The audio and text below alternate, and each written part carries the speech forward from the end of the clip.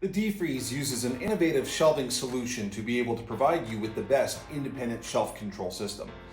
What I'm holding right now is one of the guide rails required to support the independent shelf heater. You will notice that there is two slots inside this rail that connect to the vertical uprights inside your chamber. It is important to know that there is a correct way to install this system. Note that this back piece has a long draw to it.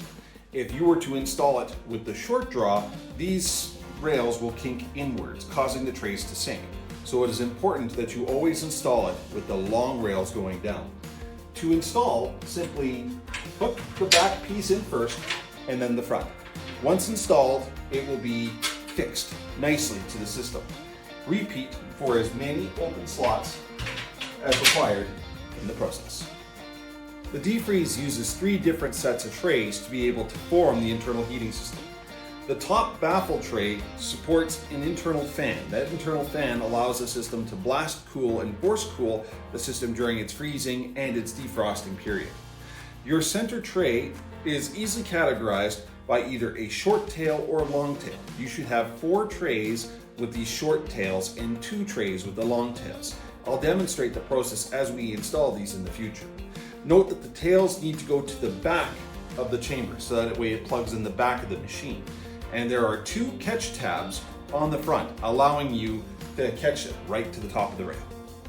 Installing the trays into your defreeze, it is always wise to start with the fan and the top plate as the first choice. To start, simply place the top baffle on top of the tray with the fan facing towards the back.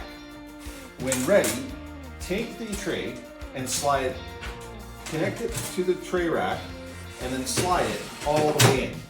Once it hits that back end, we know that it is properly seated.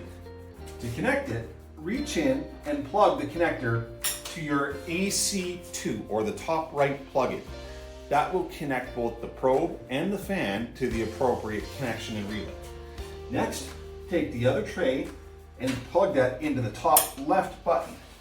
The top left button controls the heating for the tray.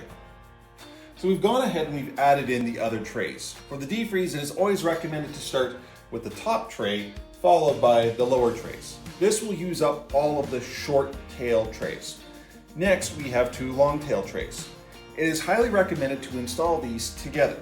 To install them together, simply place them on top of one another, set them onto the drip drain pan, and then utilizing the appropriate connection, connect them to the back of the machine.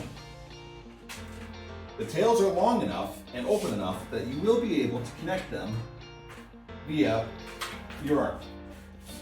Once connected, simply place the first tray down onto tray number 4 and the next one onto tray number 5.